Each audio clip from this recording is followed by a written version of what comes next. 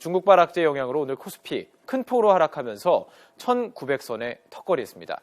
이렇게 연초부터 온갖 대외 악재가 쏟아지면서 우리 경제 전반에 더욱 어두운 그늘이 드리우고 있습니다. 특히 중국의 상황이 예상보다 심각한 방향으로 흐르면서 중국 경제가 경착륙하는 것 아니냐는 우려가 커지고 있습니다. 우리로서는 최악의 시나리오입니다. 조태현 기자가 보도합니다. 새해 벽두부터 연일 폭락하고 있는 중국 증시.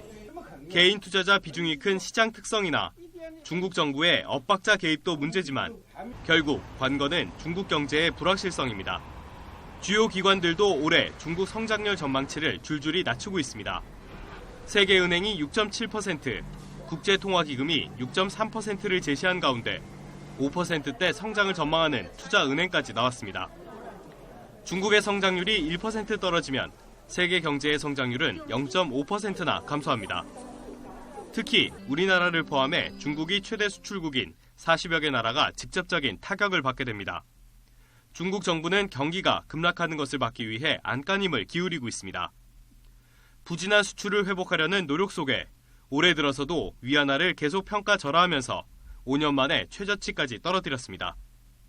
이 때문에 원달러 환율도 덩달아 넉 달 만에 다시 1,200원을 넘어섰습니다.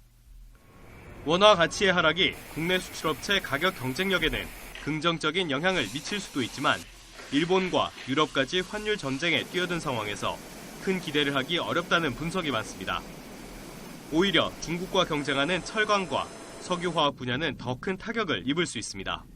이런 것들이 장기화되면 어떤 기업의 투자라든가 생산활동이라든가 이런 것들이 상당히 좀 불안해져서 경제 성장이 좀 침체될 가능성이 높아 보입니다.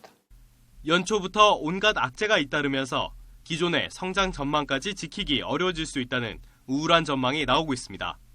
YTN 조태현입니다.